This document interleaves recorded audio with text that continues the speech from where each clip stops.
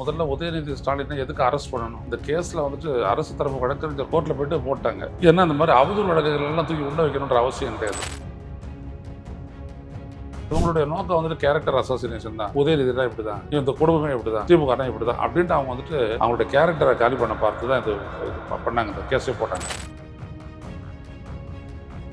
கீழே இருக்கிற வந்துட்டு திருஷா வீட்டில் தண்ணி வருது அப்படின்னு சொல்லிட்டு சொல்லும் போது இவர் என்ன சொல்றாரு, எங்கே வரணுமோ அங்கே வரல அப்படின்னு. உடனே இவங்க வந்து சிரிக்கிறாங்க. அதுக்கு தான் அவர் என்ன சொல்றாருன்னா, நான் காவிரி நீரை சொன்னேன் அப்படின்னு சொல்றாரு. இப்போ இதில் வந்துட்டு you cannot make out sexual vandalism. இது வரைக்கும் நீங்கள் எந்த எவிடன்ஸுமே இல்லாத சும்மா அவரை கைது பண்ணு, இவரை கைது பண்ணு, 19 பேர் கைது பண்ணேன், 24 பேர் கைது பண்ணேன், என்ன நோக்கம்? செந்தில் பாலாஜி தேடிட்டு இருக்கோம், செந்தில் பாலாஜி தப்பிச்சு ஓடிட்டாரு, ஓடியே போயிட்டாருன்னு சொல்லிட்டு அம்மா நிர்மல்குமார்லாம் பேசுறாரு. ஆமாம், நிர்மல்குமார் எதை வேணாலும் பேசுவார், ஓடி போயிட்டார், ஒழிச்சு போயிட்டாரு. கரூர் சீனை விட்டு விஜய் ஓடி போனது வந்துட்டு எல்லாரும் பாதிச்சிருக்குது, அது சொல்லியிருக்காங்க எல்லாருமே. அதான் நடந்தது உண்மையில். விஜய் தான் ஓடுன்றது. எங்கே ஓடினாங்க யாரும்? விஜயனுடைய நோக்கம் மோடி அரசு எப்படி எல்லாத்தையும் பிரைவேட்டைஸ் பண்ணுறதோ அதே மாதிரி அவர் எல்லாத்தையும் பிரைவேட்டைஸ் பண்ணுவார். பொறுத்திருந்து பாருங்க. ஆட்சி வர்றதுக்கு முன்னாடி அதை தூய்மை பணியாளர்கள் தனி உடைமை ஆக்கிறதுக்கு எதிராக அவங்க போறாங்க. நீங்க அவங்களுக்கு ஆதரவு அளிச்சுட்டு ஆட்சிக்கு வந்தோடனே என்ன பண்ணீங்க? இதெல்லாம் என்ன அப்படின்னா மோடியினுடைய பாலிசி. அதான் சொல்ல வரேன், மோடி ஜெயிக்க வேணாம், விஜய் ஜெயிச்சிட்டாரு. விஜய் வச்சு அவங்க எல்லாத்தையுமே சாதிப்பாங்க. மழை பெஞ்சதே விஜயோட நல்ல மனசு தான் மழை பெஞ்சது அப்படின்னு சொல்லிட்டு பக்கத்தில் பேசிக்கிட்டு இருக்காங்க பல பேர். அப்போ குறுவை சாகுபடி நடக்காதது காரணம் யாருடைய மனசு? அது வரைக்கும் தான் காரணம். அது நீங்க சொல்ற மாதிரி தான் எல்லாமே இருக்கு. உங்கள் சத்யாவில் இப்பொழுது ஆடி அதிரடி தள்ளுபடி. மெரிபா பன்னீர் சோடா, ஐ ட்ரஸ்ட் மெரிபா. ஆச்சி மசாலா, எந்த சமையலும் ருசி தேடும் ரகசியம். 20 ரூபாய்.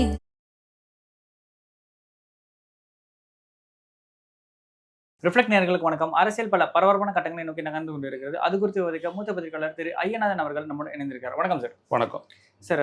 தமிழ்நாடு பாலிடிக்ஸ் பரபரப்பாக போயிட்டு இருக்கு. எதிர்க்கட்சி தலைவரை கைது பண்றாங்க, உடனடியாக வந்து ரிலீஸ் பண்ணணும் அப்படின்னு சொல்லிட்டு கோர்ட் சொல்லுது. பல சட்ட பிரிவுகள் வந்து சேர்க்கப்பட்டிருக்கு, அதில் பல வந்து வேலிடா ஆகாது அப்படின்னு சொல்லிட்டு ஒரு பெரிய கான்ஃபன்டேஷனே நடக்குது.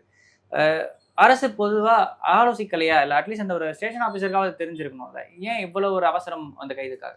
இல்லை, அவங்களுடைய நோக்கம் வந்துட்டு முதல்ல உதயநிதி ஸ்டாலினை எதுக்கு அரெஸ்ட் பண்ணணும்? நீங்கள் இந்த கேஸில் வந்துட்டு அரசு தரப்பு வழக்கறிஞர் கோர்ட்டில் போய்ட்டு என்ன சொல்கிறாருன்னா, விஜய் இவங்க உதயநிதி ஸ்டாலின் தரப்பு வந்துட்டு உடனே கோர்ட்டுக்கு போயிட்டாங்க. இவங்க அதை எதிர்பாராது, கோர்ட்டில் போய்ட்டு போட்டாங்க. ஏன்னா இந்த மாதிரி அவதூறு வழக்குகள் எல்லாம் தூக்கி உள்ள வைக்கணுன்ற அவசியம் கிடையாது. அதுவும் ஓப்பனாக பப்ளிக் மீட்டிங்கில் பேசுறது என்னன்றதும் தெரியுது. அது ரிஸ்பெக்ட் அதையும் சார்ஜ் ஷீட் ஆக்கி போட்டுட்டு கோர்ட்டில் வழக்காடி வச்சு அதில் தண்டனை கொடுக்குறதுனால கொடுக்கலாம், ரிலீஸ் பண்ணுறதுனால பண்ணலாம். அப்படி தான் அது ப்ரொசீஜரு. அதில் எதுக்கு இவரை வந்துட்டு அரெஸ்ட் பண்ணணும் அப்படின்ற மாதிரி ஒரு இடம் வந்துச்சு. நாங்கள் அதனால தான் இவர் சொல்லிட்டார், அரசு வழக்கறிஞர் வந்துட்டு எங்களுக்கு அரெஸ்ட் பண்ணுறது வந்துட்டு எங்களுக்கு நோக்கம் கிடையாது, அவர் ரிட்டைன் பண்ணுறது நோக்கம் கிடையாது, விசாரணைக்காக தான் அவர் கொண்டு போகிறோம் அப்படின்னு அவங்க சொல்லிட்டாங்க. ஸோ அதனால் பண்ணிவிடுங்க, இன்றைக்கி நைட்டுக்குள்ளே விட்டுருங்க அப்படி தான் சொல்லிட்டு நீதிபதி வந்து உத்தரவு பிறப்பிக்கிறாரு. விஷயம் என்ன அப்படின்னம்னா, it is politically motivated case. நீங்கள் வந்துட்டு கீழே இருக்கிற வந்துட்டு திருஷா வீட்டில் தண்ணி வருது அப்படின்னு சொல்லிட்டு சொல்லும் போது இவர் என்ன சொல்கிறாரு, எங்கே வரணுமோ அங்கே வரல அப்படின்னு இருக்காரு. உடனே இவங்க வந்து சிரிக்கிறாங்க. உடனே அதுக்கு தான் அவர் என்ன சொல்கிறாருன்னா, நான் காவிரி நீரை சொன்னேன் அப்படின்னு சொல்கிறாரு. இப்போ இதில் வந்துட்டு you cannot make out sexual vandalism, ரைட்டா? இது வந்துட்டு இல்லை, அல்ல அந்த அர்த்தமும் இருக்குது அப்படின்னா அது அப்போ உங்களுடைய மைண்டில் இருக்குது. இப்போ இவரே திருஷா வச்சுக்கிட்டு திருஷாவை இழுத்து இவர் பேசினாருன்னா நீங்கள் சொல்கிறதெல்லாம் ரைட்டு. அப்படி இல்லையே, கீழே இருக்கிறவங்க சொன்னாங்க, இவர் ஒன்றும் அந்த பேரெல்லாம் இது பண்ணலை. அவர் என்ன சொல்கிறாரு, எங்கே வரணுமோ அங்கே வரல அப்படின்னு அவர் சொல்கிறாரு. அப்போது அது இவங்க வந்து சிரிச்ச உடனே என்ன பண்ணுறாங்க, உடனே அவர் கிளாரிஃபை பண்ணுற மாதிரி தான் சொல்கிறார் அவர், நான் காவிரி நீரை சொல்கிறேன் அப்படின்ட்டு. அவ்வளோதான். பட் இதை வந்துட்டு நீங்கள் எப்படி பெருசாக்குவீங்க? பட் ஆனால் இதை அரசியம் இவ்வளோ இதுவாக எடுத்துக்குது. கூட்டணி கட்சிகள் அவங்கள பொறுத்த வரைக்கும் பல பேர் வந்து பார்த்தீங்கன்னா அதை நான் பாராட்டுறேன், அரெஸ்ட் பண்ணது அப்படி இப்படின்னு சொல்லி நடவடிக்கை. இல்லை, அந்த கூட்டணி கட்சிகள்லாம் ரொம்ப தமாஷான கட்சி. அதாவது நான் என்ன சொல்ல வரேன்னா, அடிப்படையிலேயே இந்த வழக்கு நீதிமன்றத்துக்கு போனால் நிற்குமா? வாய்ப்பு குறைவு. அதுதான் இங்கே பிரச்சனையே. நீங்கள் வந்துட்டு போலீஸ்காரங்களை கூப்பிட்டு தூக்கி உள்ள வை அப்படின்னா தூக்கி உள்ள வச்சுருவாங்க. இந்த இன்றைக்கி எடுத்து இங்கே இன்னொரு கேஸு, இந்த குதிரை பேர தொடர்பான கேஸு, இளையராஜா வச்சு அடிப்படையை வச்சு போட்ட கேஸு நிற்கலையே. இன்றைக்கி எல்லோரும் என்ன பண்ணிட்டாங்க, எங்களுக்கு வந்துட்டு சிபிஐ விசாரணை தான் வேணும்ட்டாங்க. உயர்நீதிமன்றத்தில் போய்ட்டு உயர்நீதிமன்ற தலைமை நீதிபதி தலைமையிலான அந்த பெஞ்ச் என்ன சொல்லிடுச்சு, இல்லை எல்லாருமே இப்படி கேட்குறாங்க, அதனால் ட்ரிபிள் கேன் போலீஸ் ஸ்டேஷனில் இதை விசாரிக்கிறத நான் தடை பண்ணுறேன் அப்படின்ட்டார். முடிஞ்சு போச்சு.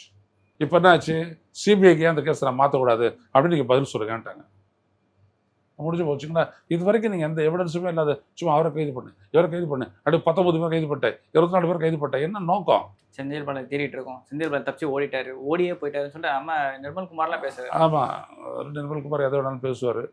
இதெல்லாம் தப்பு இல்லையா? அதெல்லாம் ஓடி போயிட்டார், ஒழிஞ்சு போயிட்டாருட்டு அவங்களுக்கு என்னன்னா அந்த இது பாதிச்சிருது. அந்த கரூர் சீனை விட்டு விஜய் ஓடி போனது வந்துட்டு எல்லாரையும் பாதிச்சிருக்குது. அது சொல்லியிருக்காங்க எல்லாருமே. அதான் நடந்தது உண்மையில். மற்ற வேறு யாரும் ஓடினதுங்க? விஜய் தான் ஓடு ஓடு ஓடு ஓடுன்றாரு. எங்கே ஓடினாங்க யாரும்? மற்றவங்க எல்லாருமே இவர் ஓடு ஓடு கரூரை சொன்னாலும் நோக்கி எல்லாரும் ஓடுறப்ப இவர் மட்டும் தான் வீட்டை நோக்கி ஓடிட்டு இருந்தாரு. ஆமாம், அந்த மாதிரி இதெல்லாம் வந்துட்டு தேவையில்லாத ஒரு மூவு. அது என்ன ஆயிடுச்சு, நீ கடைசியில் அவருக்கு மைலேஜ் கொடுத்த மாதிரி ஆயிடுச்சு, பொலிட்டிக்கல் மைலேஜ் இல்லையா? அவர் பேசினது கூட யாரும் பெருசாக கவனிச்சிருக்க மாட்டாங்க. இப்படி பேசிட்டாருன்னு சொல்லி அது இப்போ எல்லா சேனல்லையுமே வந்து போக ஆரம்பிச்சிருச்சு. இல்லை, இவங்களுடைய நோக்கம் வந்துட்டு கேரக்டர் அசாசினேஷன் தான். உதயநிதினா இப்படி தான், இந்த குடும்பமே இப்படி தான், திமுகனா இப்படி தான் அப்படின்ட்டு அவங்க வந்துட்டு அவங்களுடைய கேரக்டரை காலி பண்ண பார்த்து தான் இது பண்ணாங்க, இந்த கேஸே போட்டாங்க. ஆனால் அது நடக்காது. நான் அதான் சொல்ல வரேன். இப்போது விஜய் வந்துட்டு அவருடைய மனைவி தொடர்பான விடயங்களை வந்துட்டு பார்த்தீங்க அப்படின்னா நம்ம அதெல்லாம் பேசுகிறதில்ல. இது ரெலவெண்ட்டாக இருக்குதுன்ற அது பேசுகிறேன். அவர் இவங்களாம் ஒரே ஏஜ் குரூப் தான், உதயநிதி விஜய்லாம். நான் என்ன சொல்ல வரேன், அவங்க வந்துட்டு பிரிஞ்சுட்டு அந்த கேஸ்லாம் போட்டபோது அப்போ என்ன ஆச்சு, இவங்களுடைய வாரியர்ஸ், விர்ச்சுவல் வாரியர்ஸ் அவங்க என்ன பண்ணாங்க, அந்த அம்மாவை வந்துட்டு சங்கீதாவை கண்டபடி விமர்சனம், எல்லாம் உங்களுக்குலாம் தெரியும், கண்டபடி விமர்சனம் பண்ணாங்க. நீங்கள் கண்டுக்கிட்டீங்களா? எல்லாம் 1000 தான் இருந்தாலும் உங்களுடைய ஸ்ட்ரேஞ்சராக இருந்தாலும் உங்கள் மனைவி தானே, கண்டுக்கிட்டீங்களா? சொல்லுங்கள், அது எவ்வளோ பெரியது? அதுக்கப்புறம் அவங்க விஷயமா வந்துட்டு நீங்களே பேசுகிறீங்க அது ஒர்த் இல்லை அப்படின்ட்டு. அப்படி சொல்லலாமா? உங்களுடைய மனைவி தானே அவங்க, உங்களுக்கு 2 பசங்க இருக்காங்க, அப்படி சொல்லலாமா? அப்போ இந்த மாதிரி விஷயத்தெல்லாம் நீங்களே இப்படி பண்ணிவிட்டு அவங்க வந்துட்டு ஒரு நடிகை, அந்த நடிகை வந்துட்டு ஒரு தொண்டை வந்துட்டு இந்த மாதிரி கத்துறான், அங்கே நான் தண்ணி வரும் அப்படின்ட்டு. அதுக்கு ஒரு பதில் சொல்கிறார். உடனே அதை விட்டு ஃபிக்ஸ் பண்ணி பெண்களுக்கு எதிரான குற்றங்கள், பாலியல் குற்றங்கள்லாம் என்ன இதெல்லாம்?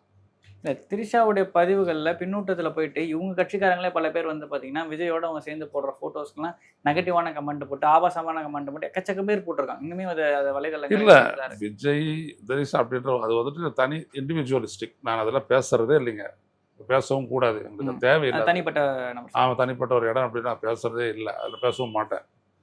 அதில் அவங்க நான் என்ன சொல்ல வரேன்னா, உங்களுடைய ரசிகர்களாக இருக்கக்கூடிய அந்த விர்ச்சுவல் வாரியர்ஸ் சொல்லக்கூடிய ரூட் மாஃபியா அவங்க எழுதுறதெல்லாம் என்னைக்காச்சும் நீங்கள் கண்டிச்சிருக்கீங்களா? சொல்லுங்கள். அவங்களுக்கு மனைவி தானே, ஈழப்பெண்ணு வேறு, நம்மள பேசலாமா? அப்புறம் திடீர்னு அங்கே அந்த மாதிரி இருப்பாங்க, இங்கே இந்த மாதிரி இருப்பீங்களா? டபுள் ஆக்ஷன் ஏற்புடையதல்ல. அதனால தான் அந்த விஷயம் அவ்வளோ தூரம் போச்சு, முடிஞ்சிச்சு. சரி, நீங்கள் அப்பாவை காணும்னும் போது தான் வந்துட்டு அவர் உங்களோட செங்கல்பட்டு அந்த மாதிரி ஒருத்தர் சொன்னார். இல்லாட்டி அவர் சொல்லியிருக்க போகிறதில்ல. ஏன்னா உங்களுடைய நோக்கம் எதிர்கட்சியை புண்படுத்தணும்னு, அவங்களுடைய நோக்கம் அதுக்கேனையா நானும் ஒன்று புண்படுத்துவேன், இப்படி தான் போச்சு அது. ஆனால் இந்த இடத்துல மக்களோட முக்கியமான பணிகள் வந்து கவனம் ஈர்க்கப்படாமல் போயிடுதுன்னு ஒரு கேள்வி இருக்குது. என்னன்னு பார்த்தீங்கன்னா, காவிரி பற்றின விஷயங்கள் இவங்க பேசுகிறதே கிடையாது, மருத்துவ நீர் சார்ந்த விஷயங்களை பேசுகிறதே கிடையாது. அது மாதிரி பல விஷயங்கள் வந்து இன்னுமே வந்து கவனிக்கப்படாமலே இருக்குது, பதிலளிக்கப்படாமே இருக்குது. மின்வெட்டு சார்ந்த விஷயங்கள் போயிட்டு இருக்கு. மின்வெட்டில் 200 யூனிட் வாங்கிட்டு எல்லாரும் ஃப்ரீயாக சந்தோஷமாக இருக்காங்கன்ற மாதிரி விஷயங்களை அமைச்சர் அவர்கள் இன்றைக்கி சட்டசபையில் பேசுகிறாரு. பாதி பேர் வந்து மின் கட்டணம் 2 மடங்கு 3 மடங்காக வந்திருக்குன்னு சொல்லிட்டு கவலையில் இருக்காங்க. மின் கட்டணத்தை பொறுத்த வரைக்கும் 200 யூனிட் ஃப்ரீன்னு சொன்னீங்க, ஆனால் பில்லில் அப்படிலாம் ரிஃப்ளெக்ட் ஆகலை, வேறு மாதிரி இருக்குது. எல்லாருக்குமே சும்மா தூக்கி போட்டிருக்கிறாங்க பில்லு. எங்களுக்கெல்லாம் என்ன வரப்போகுது, என்ன வயிற்ற கலக்க போகுதுன்னு தெரில. அந்த மாதிரி கேட்டால் அவங்க என்ன சொல்கிறாங்கன்னா, அந்த அசஸர்ஸ் இருக்காங்களே, ஒரு மாதம் போய்ட்டு அதை எடுக்கிறவங்க, அவங்க பல மாதங்கள் போகல, அவங்க எடுக்கலை, அதான் இப்போ சேர்த்து எடுக்கிறாங்கன்னு ஒரு விளக்கத்தை கொடுக்குறாங்க. நான் என்ன கேட்குறேன்னா, ஏன் போகல? எப்படி போகாத இருக்கலாம்? எல்லா வீட்லேயும் வந்து திறந்து தானே வச்சுருக்குறாங்க. இல்லாட்டி அதை ஒரு கண்ணாடி பொறுத்து வச்சுருப்பாங்க, அந்த கண்ணாடி வழியாக பார்த்து நீங்கள் எழுதிட்டு வர போகிறீங்க, பில்லு அனுப்ப போகிறீங்க, அவ்வளோதானே.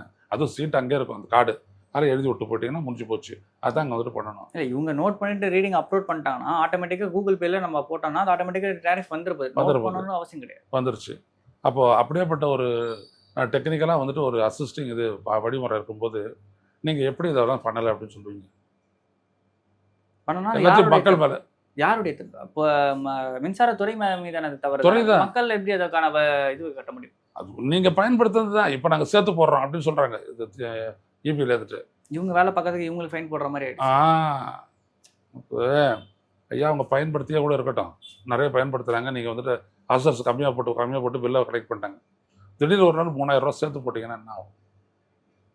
சாதாரண ஏழை எளிய மக்களை யோசிச்சு பாருங்க. இது திட்டமிட்டு மின்சாரத்துறையினருக்கு வருவாயை கொண்டு வரணும்னு சொல்லிட்டு இது ஒரு ஊழல் மாதிரி நடத்துறாங்கன்னா அதே தான். வருவாய் வேணும், அதுக்காக அடிச்சு பிடிச்சி அடிக்கிறாங்க. இதே மாதிரி டிரான்ஸ்போர்ட்டில் கூட சொல்லக்கூடாத டிக்கெட் விலையை ஏற்றிருக்கிறாங்க. இதெல்லாம் என்ன இதெல்லாம்? அதே மாதிரி டிரான்ஸ்போர்ட்டில் வந்து பார்த்தீங்கன்னா நீண்ட நாளாக வந்து போக்குவரத்து ஊழியர்களோட அந்த வாழ்வாதார கோரிக்கைகள் வந்து பல இருந்துக்கிட்டே இருக்குது. எம்டிசி பஸ்ஸஸ் வந்து பார்த்தீங்கன்னா 1000 எலக்ட்ரிக்கல் பஸ் வாங்குறேன் அப்படின்னு சொல்லிட்டு இன்னைக்கு பட்ஜெட்டில் அனௌன்ஸ் பண்ணியிருக்காங்க. எலக்ட்ரிக்கல் பஸ்ஸஸை எக்ஸிஸ்டிங் டிரான்ஸ்போர்ட் எம்டிசி ஸ்டாஃப் யாரும் ஓட்டுறது கிடையாது, கான்ட்ராக்ட் பேசிஸ்லாம் ஓட்டுறாங்க. அப்போ எம்டிசியில் இருக்க வேகன்சியை வந்து நீங்கள் காலி பண்ணுறீங்களான்னு ஒரு கேள்வி. நீங்கள் கரெக்டாக சொன்னீங்க ராஜ். இவருடைய நோக்கம் என்னன்னா, விஜயனுடைய நோக்கம் மோடி அரசு எப்படி எல்லாத்தையும் ப்ரைவேட்டைஸ் பண்ணுதோ அதே மாதிரி அவர் எல்லாத்தையும் ப்ரைவேட்டைஸ் பண்ணுவார். பொறுத்திருந்து பாருங்க. ஆட்சி வர்றதுக்கு முன்னாடி அந்த தூய்மை பணியாளர்கள் தனி உடைமை ஆக்கிறதுக்கு எதிராக அவங்க போராடினாங்க. நீங்கள் அவங்களுக்கு ஆதரவு அளிச்சிங்க. ஆட்சிக்கு வந்தோடனே என்ன பண்ணீங்க? நீங்கள் ஒரு 6-8 நகரத்துக்கு வந்துட்டு டெண்டர் போட்டிங்களா இல்லையா? தனியாக இருக்குது 12 மாநகராட்சி. அப்புறம் அதே மாதிரி சேலத்தில் இருக்கக்கூடிய அந்த தண்ணீர் சப்ளையை தனியார் கொடுத்தீங்களா இல்லையா? சூயஸ் ஏற்கனவே வந்து பல இடங்கள்ல கெட்ட பேர் வாங்கின நிறுவனம் இந்த சூயஸ் நிறுவனம், பல ஊழல்கள் செஞ்ச நிறுவனம், விரட்டப்பட்ட நிறுவனம், அது நீங்கள் கொடுக்குறீங்க. ஸோ இதெல்லாம் என்ன அப்படின்னா மோடியினுடைய பாலிசி. அதான் சொல்ல வரேனே, மோடி ஜெயிக்க வேணாம், விஜய் ஜெயிச்சிட்டாரு. விஜய் வச்சு அவங்க எல்லாத்தையுமே சாதிப்பாங்க. கல்வித்துறையும் ஏற்கனவே அதே மாதிரி தான். இதுக்கு முன்னாடி எக்ஸிஸ்டிங்காக இருந்ததை விட ஏற்கனவே 2300 கோடி வந்து பார்த்தீங்கன்னா கம்மியாக வந்து ஒதுக்கீடு பண்ணியிருக்காங்க இந்த ஒரு பட்ஜெட்டில். ஏற்கனவே 2500 கோடி சமர்கர சிக்ஷா நிதியிலேருந்து வர வேண்டிய பெண்டிங் இருக்கு. அப்படி பார்த்தா அதிகமாக தான் ஒதுக்கி இருக்கணும். ஆமாம். பட் அதையும் இன்னும் கம்மி பண்ணுறாங்கன்னா அது யார் தலையில் விடியும் அப்படின்ற ஒரு கேள்வி. இல்லை மக்களுடைய மாணவர்களுடைய கல்வி பாதிக்கப்படுமான ஒரு கேள்வி. இல்லை, இப்போ பாதிக்கப்படும்னா இவங்க சம்பளத்துக்கு கொடுக்கணும், மற்ற செலவுகள்லாம் பண்ணணும். அதுக்காக தானே சமகர சிக்ஷா அபியான்ற நிதியை வந்து ஒதுக்கீடு செய்யப்படுது. ஆனால் மும்மொழி திட்டத்தை நீ வந்துட்டு எடுத்துக்கிறணும், நீ அதை நிறைவேற்றணும், அப்போ தான் தருவேன் அப்படின்னு சொல்லிட்டு தர்மேந்திர பிரதான் சொல்லிட்டாரு அங்கே. அது ரொம்ப தப்புன்னு சொல்லிட்டு நீங்கள் நீதிமன்றம் வரைக்கும் அந்த கேஸ் இருக்குது. இப்போ ரிசைன் பண்ணிட்டாரு. ஆனால் இவங்க அதை பற்றி குரல் கொடுக்குறாங்களா பாருங்க. சமகர சிக்ஷா அபியான் திட்டத்தில் முதல்ல நிதியை நீங்கள் ரிலீஸ் பண்ணுங்கன்னு சொல்கிறாங்கன்னு பாருங்க, சொல்ல மாட்டேங்கிறாங்க. அப்போ நீங்கள் எப்படி எடுத்துக்குவீங்க அவங்கள? இவங்க ஒரு பிஜேபி கவர்மெண்ட் மாதிரி மோடி அரசு செஞ்சால் பிரசாத் இருக்கிறாங்க. கவனிச்சிருக்கிறீங்களா நீங்கள்? காவிரி விஷயத்தில் அதே மாதிரி தான். மத்திய அமைச்சர் பேசினதுக்கு ஒரு கடிதம் மட்டும் எழுதிட்டு விட்டுட்டார். இல்லை, எப்படி இங்கே காவிரி பிரச்சனையில் வந்துட்டு it is a settled issue. எவ்வளோ தண்ணி யார் யாருக்கு பிரித்து அனுப்புறது, ஒரு மாதத்துலேயும் ஒவ்வொரு வாரத்துக்கும் என்ன ஸ்கெடியூல்ன்றதெல்லாம் பிரித்து அனுப்பிட்டாங்க. ஒரு மேகதாட்டு கட்டவரத்துக்கு முற்பட்டாங்கன்னா இது எல்லாமே டிஸ்டர்ப் ஆகிடும். இது எல்லாரும் நாங்களாம் சொல்லிகிட்டு இருக்கிறோம். ஆனால் கண்டுக்காத நீங்கள் வந்துட்டு பேச்சுவார்த்தை நடத்த நான் வரேன்னு சொல்லிட்டு சிவகுமார் கடிதம் போட்டீங்க. ஏன் போட்டீங்க? சிவகுமார் வெளில சொல்லணும்னு நமக்கு தெரியவே தெரியாது. அவர் சிவகுமார் நீங்கள் போகிறது என்ன சொல்ல போகிறது பாருங்க, எவ்வளோ கஷ்டமாக இருக்குது, எங்களுக்கு இதெல்லாம் காஞ்சி கிடக்குது அப்படின்னு எப்படி நீங்கள் அசஸ் பண்ணுவீங்க? காவிரி நதிநீர் மேலாண்மை ஆணையத்துக்கு கீழே காவிரி நதிநீர் ஒழுங்காற்று குழு இருக்குது. அது அணைகளில் இருக்கக்கூடிய தண்ணீரை வந்துட்டு சொல்லி அதனுடைய அடிப்படையில் தான் காவிரி ஆணையம் வந்துட்டு உத்தரவு பிறப்பிக்குது. அப்போ நீங்கள் இடையில போய்ட்டு ஹெலிகாப்டரில் போகிறது தப்பாக போதில்ல? அது மட்டும் இல்லாமல் ஜூலை மாதம் ஃபுல்லாக தண்ணி வரல, ஆகஸ்ட் 3ஆம் தேதி போகிறாருன்னு சொல்லிட்டு அனௌன்ஸ் பண்ணுறாங்க. ஜூலை மாதம் தான் 50 வருடங்கள்லேயே காவிரியிலேருந்து தமிழ்நாட்டுக்கு தண்ணி வந்ததுல குறைவான அளவு இந்த வருஷம் வந்து ஒரு டிஎம்சி கூட கிடையாது. அப்போ என்ன பண்ணுறீங்க? 50 ஆண்டு கால திராவிட அரசு சரியில்லை, அதிமுக சரியில்லை அப்படின்னு சொல்லி ஆட்சிக்கு வந்துட்டு 50 ஆண்டு காலமாக விவசாயிகளுக்கு பண்ணீங்கன்னா ஒரு குறைந்தபட்ச நீதியை கூட நீங்கள் வாங்கி கொடுக்க முடியலன்னு ஒரு கேள்வி. இல்லை, 50 ஆண்டு காலம்னா இருக்கட்டும், கடந்த 5 ஆண்டு காலத்தில் எங்கே வந்துச்சு பற்றாக்குறை? மழை பெஞ்சிச்சு, ஒவ்வொரு நீரை வெளில விட்டான், அதை இவங்க சரியாக தேக்கி வச்சாங்க, சரியாக பயன்படுத்துகிறாங்க. இது ஒன்று. ரெண்டாவது விஷயம், உங்களுக்கு மழை பெய்யல, ஆனால் நீங்கள் எப்போ அந்த பிரச்சனையை கிளப்புறீங்களோ அந்த நாளில் நாங்கள்லாம் தொலைக்காட்சி வாரத்தில் போகும்போது 62 டிஎம்சி இருக்குது தண்ணி. ஆனால் அந்த உத்தரவு போட்டது எவ்வளோக்கு? 3.5 டிஎம்சிக்கு தான். அதையும் விடக்கூடாதுன்னு சொல்லிட்டு ஒரு அறிக்கை விட தெரியல, விட மாட்டேங்கிறாரு. இதை என்னன்னு சொல்லுவீங்க? சிவகுமார் தொடர்ச்சியாக வெளியே வந்து பேட்டி கொடுத்துட்டே இருக்காரு. இந்த மாதிரி சிக்கல் இருக்குது, எங்களால் தண்ணி விட முடியாது, நாங்கள் பேசிக்கிட்டு இருக்கோம், குடிக்கிறதுக்கே தண்ணி இல்லை, நாங்கள் ரொம்ப கஷ்டப்படுறோம் அப்படின்னு சொல்லிட்டு தொடர்ச்சியாக போராட்டத்தில் பேட்டி கொடுத்துட்டே இருக்கு. ஒரே ஒரு வார்த்தை அவர் வந்து ஊடகத்தில் பேச. ஒரு டிஎம்சி தண்ணின்னா 1000 கோடி கண்ணாடிங்க. 62 டிஎம்சி அவங்களோட அணைகளில் இருக்குது. இது என்னன்னு சொல்லுவீங்க நீங்கள்? இவ்வளோ தண்ணி வச்சுட்டு குடிக்கிறதுக்கு தண்ணி இல்லை, குடிக்கிறதுக்கு தண்ணி இல்லை அப்படின்னா யாராவது ஒத்துக்க முடியுமா? பதில் சொல்ல வேணாம் நீங்கள். இதை பாருங்கள், காவிரி மீது கட்டப்பட்ட அணைகளினுடைய இந்த நீர் நிலவரம் அஸ் அட் டுடே இன்னைக்கு மார்னிங்கில் என்ன சொல்லியிருக்காங்க அப்படின்றத பாருங்கன்னு சொல்லணுமா இல்லையா? அவர் எடுத்து சொல்ல ஆள் என்ன சொல்லாதீங்க. இப்போ இருக்கிற சீஃப் செக்ரட்டரி இதெல்லாம் ஒரு எக்ஸ்பர்ட் அப்படின்னு நான் கேள்விப்பட்டேன். அதுலேயே பிரச்சனைகள் இல்லை. ஆமாம், அப்போ நீங்கள் அவர் பயன்படுத்திக்கிறணும்ல, நீங்கள் இப்போ லெட்டர் எழுதணும்ல. நான் வரேன் பேசிக்கலாம் அப்படின்னம்னா என்ன அர்த்தம்? இங்கே பேசாத வராங்க போய் என்ன பேசுவாங்க? அதான். அதையும் தாண்டி பல இடங்கள்ல வந்து பாத்தீங்கன்னா விஜய் அவர்கள் வந்து ஒரு சில விஷயங்கள்ல கவனம் செலுத்தமல. பெண்கள் பாதுகாப்பு சார்ந்த விஷயங்களை வந்தப்ப அவர் பேசி சிங்க பெண்கள் திரைப்படையெல்லாம் ஓப்பன் பண்ணவர். அதுக்கப்புறம் கட்சி நிர்வாகிகள் மீது வர பல வழக்குகளே வந்து நடவடிக்கை எடுக்கலன்ற மாதிரி விஷயங்கள்லாம் இருக்கு. பொலிட்டிக்கலா பல ப்ரெஷர் வருது போலீஸ்காரங்களுக்கு அந்த லோக்கல்ல இருக்க கேசஸ் மேல அப்படின்ற செய்திகளும் வந்துகிட்டே இருக்கு. விஜய் ஒரு தப்பு பண்ணிட்டாரு. அவர் வெளியில் இருந்த போது பிரச்சாரம் பண்ண போது ஒரு சிஸ்டத்தினுடைய பிரச்சனையை வந்துட்டு பொலிட்டிசைஸ் பண்ணிட்டார் அவர். இப்போ ஸ்டாலின் முதல்வராக இருந்த போதும் இங்கே இருந்த போலீஸ் தான் இன்னைக்கு விஜய் முதல்வராக இருக்கும்போது இருக்குது. ஆனால் ஸ்டாலின் ஆட்சியில் நடக்காதெல்லாம் இப்போ நடக்குது. அவங்க மினிஸ்டர் வந்து போலீஸே குறை சொல்லிட்டு வந்து வெளியே பேசுறாரு. அதை வச்சு வந்து போலீஸ் தான் காரணம் கரூரில் 40 பேர். ஆமாம், அது மாதிரிலாம் சொல்கிறீங்க. எப்படி போலீஸ் ஒத்துழைப்பு தருவான்? ரெண்டாவது விஷயம், ஒரு போலீஸ் கிட்டையாவது நான் கூப்பிட்டு கேட்கணும் இல்லையா? நீங்கள் டிஜிபிலேருந்து ஆரம்பித்து மாவட்ட எஸ்பி வரைக்கும் இருக்கிறவங்கள கூப்பிட்டு எப்படி இதெல்லாம் நடக்குது, ஏன் இந்த மாதிரி நான் வந்துட்டோன்னா அதிகமாகுது, எதனால் நீங்கள் எல்லாம் பெருசாக இருக்கிறீங்க, எப்படி நான் இதுக்கு ரெஸ்பான்சிபிலிட்டி எடுத்துக்க முடியும் அப்படி ஏதாவது கேட்டாரா? இல்லையே. அப்படி ஒரு கூட்டம் போட்ட மாதிரியும் தெரியல, இப்படி ஒரு கேள்வி கேட்ட மாதிரியும் தெரியலையே. நமக்கு தெரியுது என்ன செய்யணும் அப்படின்ட்டு அந்த சேரில் போய்ட்டு உட்காந்து வரைக்கும் இதெல்லாம் தெரியலன்னா நம்ம என்ன பண்ண முடியும்? இல்லை கற்றுக்கிறதுக்கான முயற்சியாவது எடுக்கிறாரான்னு ஒரு கேள்வி இருக்குது. அதான் பெரிய கேள்வி, பெரிய கேள்வி. முதல்வர் அறையை வந்து இடம் மாத்துறாங்க, பல நிர்வாக ரீதியான விஷயங்கள்லாம் மாத்துறாங்கன்ற செய்திகள் மட்டும் தான் வந்துகிட்டே இருக்கு. இது நிர்வாக ரீதியாக மாறின மாதிரியான விஷயங்களையுமே நம்மளால பார்க்க முடியறதில்ல. நிர்வாக ரீதியாக மறுபடியும் சிஸ்டத்தில் கை வைக்கிறீங்க. சிஸ்டம் உங்களுக்கு ஒத்துழைக்கலையா? ஏன் அவங்க ஒத்துழைக்காது இருக்கணும்? உங்களுக்கு ஆதரவாக அன்றைக்கே பூத் ஜென்ரலாக கொடுத்து நீங்கள் முதல் நாள் செக்ரட்டரி வரும்போது எல்லாம் கொடுத்து உங்களுக்கு கை கொடுத்து வாழ்த்துறாங்க. அவங்க எப்படி உங்களுக்கு ஒத்துழைக்கலைன்னு நீங்கள் சொல்ல முடியும்? இப்போ வந்து அது சொல்லுங்கள். விஜய் அப்படி சொன்னாரா சொல்லையான்னு எனக்கு தெரியாது. அப்படி நீங்கள் சொல்லியிருந்தீங்கன்னா தப்பு தானே அது. அவங்க எப்பொழுதுமே ஒத்துழைப்பாங்க. ஆனால் ஒன்று, நீங்கள் எப்படி அவங்கள பயன்படுத்துறீங்கன்றதை பொறுத்து அவங்க ஒத்துழைப்பாங்க.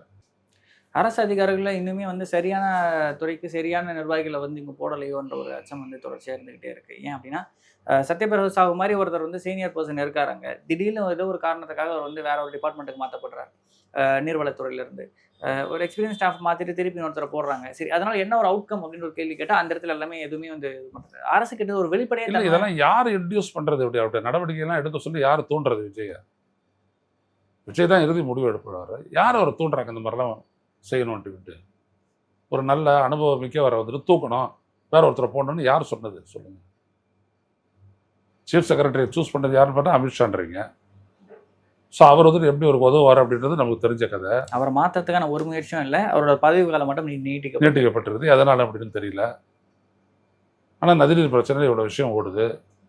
அப்போ நம்ம எங்கேருந்து நம்ம இதை கன்க்ளூட் பண்ணுறது சொல்லுங்கள்? நீங்கள் அதை சொல்லுங்கள். எப்படி நான் கன்க்ளூட் பண்ணுறது? ஒரு எவிடன்ஸ் இல்லை, வெளியில் வந்து பேசுறது இல்லை.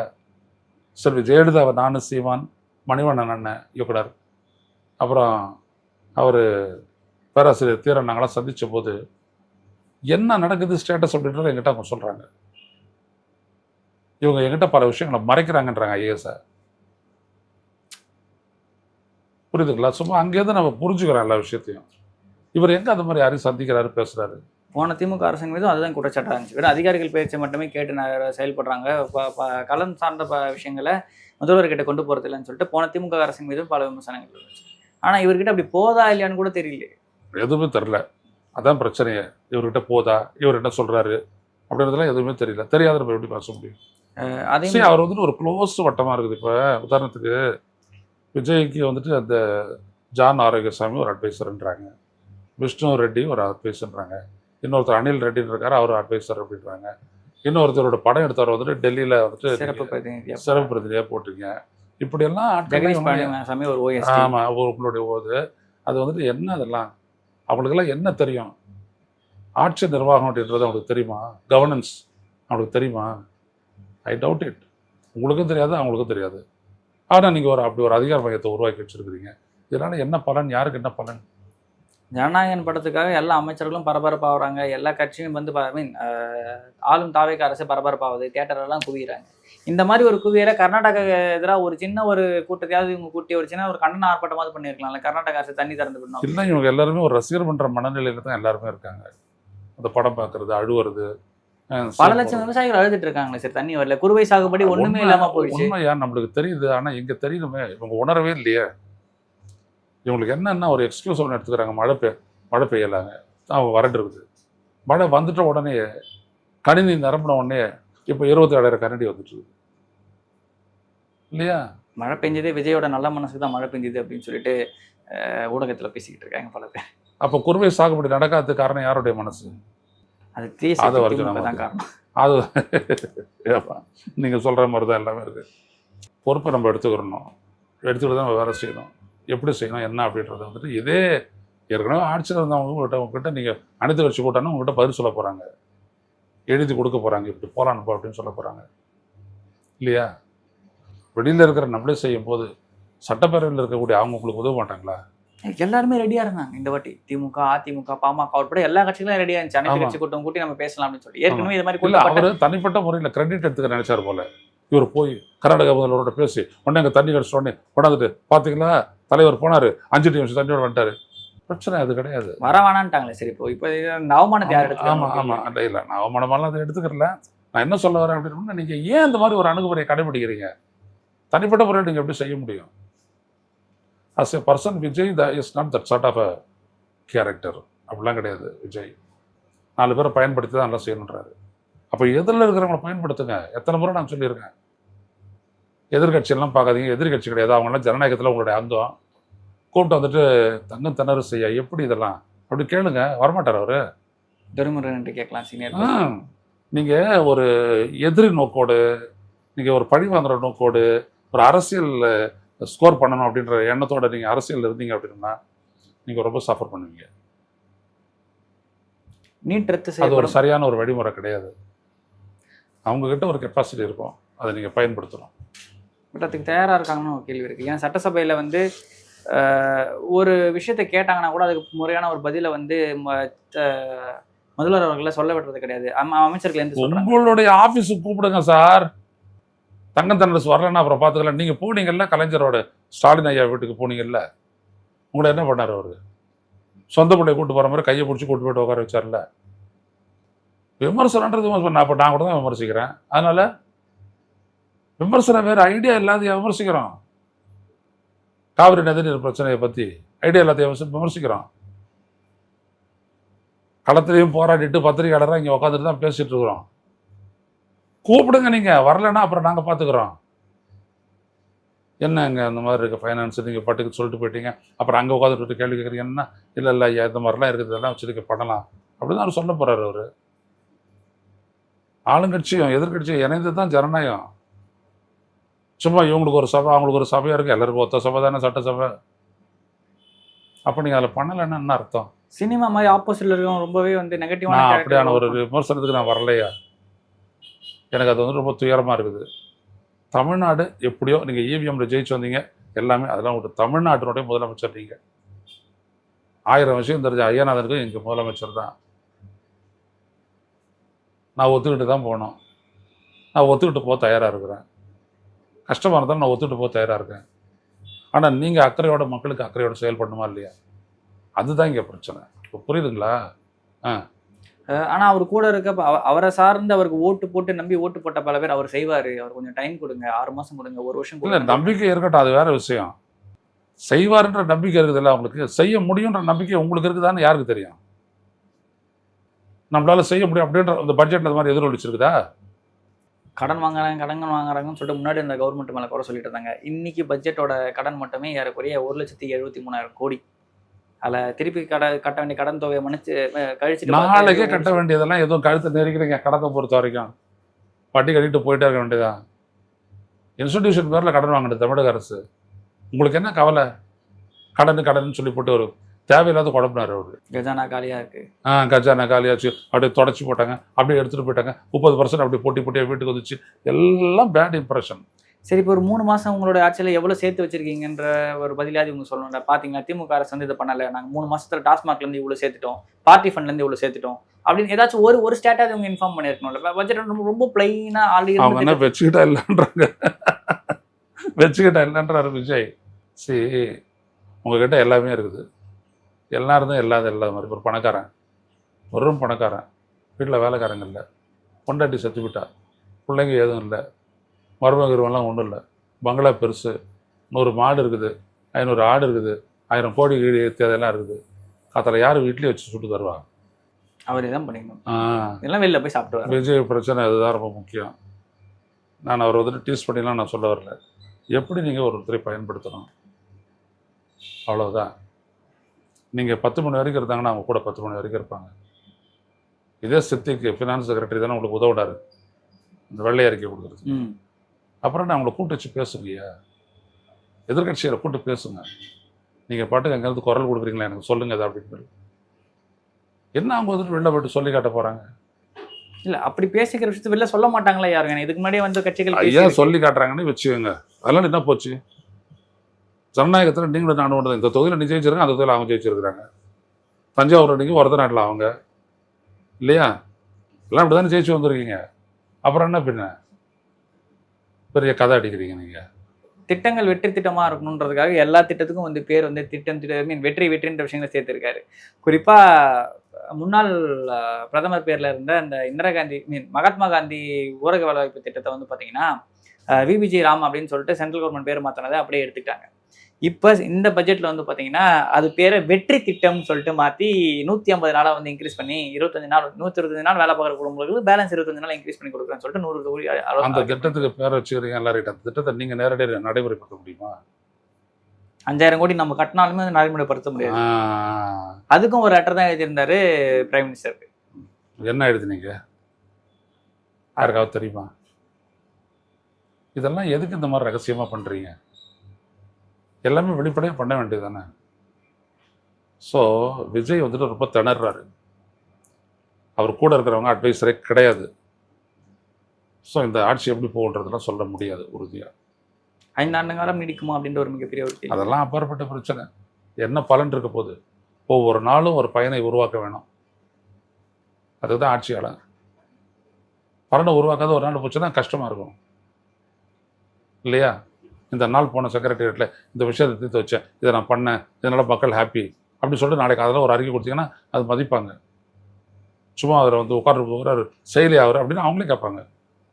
அவர் டிஃபன் பாக்ஸ் திறக்கிறது, கோட்டு போகிறது, வேஷ்டி கட்டுறதுலாம் செய்தி ஆகுது. அது அவருடைய ரசிகர்கள் பண்ணுறாங்க. நான் அதில் தலையிட தயாராக இல்லை. அது விடுங்க. அவரே வேறு பூஸ்ட் பண்ணிக்கிறாரு, செல்ஃப் பூஸ்டிங் பண்ணுறாரு. ஆனால் வேறு என்னை பொறுத்த வரைக்கும் ஒன்று தான், ஆட்சி நிர்வாகம் அப்படின்றது உங்களுக்கு கிடைச்சிருக்கக்கூடிய மிகப்பெரிய பொறுப்பு வாழ்க்கையில். இந்த ஆட்சி நிர்வாகத்தை எப்படி கொண்டு போகிறீங்கன்றது தான் உங்களுக்கு தேவை. தெரியாத இருக்கலாம் ஒரு மாதம், நீங்கள் 3 மாதம் ஆகிப்போச்சு. தெரிஞ்சுக்கிட்டு மாற்றிக்கங்க, மாற்றி நடைமுறைப்படுத்துங்க. இடிப்பாரா இல்லாத ஏமாறா மண்ணான்னு கெடுப்பாரா இல்லாமல் கேடாமல் அந்த குரலுக்கு இவர் வந்து எடுத்துக்காட்டாக இருந்தா வந்து இல்லை. அங்கே அங்கே அண்ணனுக்கு மந்திரி இருக்கிறான், யார் இடிக்கிறது அவரை சொல்லுங்க? இந்த பார்ட்டிங்க என்ன பண்ணுறது? அரசனை விட அறிவு மிகுந்தவன் தான் அமைச்சன். அது தெரியுமா? படையெடுக்க போவார், அடிப்பார், கொல்லுவார், முன்னாடி நிற்பார், மாற காட்டுவார், சாகுவார். இவ்வளோ தான் அரசன் வேலை. மந்திரி வேலை அது இல்லை. ஒன்று சொல்ல மண்ணா இப்போ வேணாம் அப்படி சொல்கிறது மந்திரி தான். வேறு யார் சொல்ல முடியும்? புரியுதுங்களா? அது மாதிரி தான் இந்த பக்கம் கிணறு இருக்கா வழி இருக்கான்ட்டு அவர் தான் சொல்லணும். எல்லாத்தையும் அவர் தான் சொல்லணும். சாதாரண விஷயம் இல்லை. மனைவி உட்பட, மனைவியையே மந்திரி ஸ்தானத்தில் பார்த்த ஒரு தமிழர் பண்பாட்டு இனம் தான் தமிழர். இவ்வளோ விஷயம் இருக்குது. ஏதோ விஜய் பண்ணிட்டு இருக்காரு. ஓகே சார், இவ்வளோ நேரம் உங்களோட பொண்ணார் நேரத்தை எங்களோட பங்குமைக்கு நன்றி. Thank you.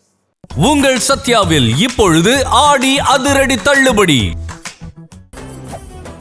மெரிபா paneer soda, I trust மெரிபா.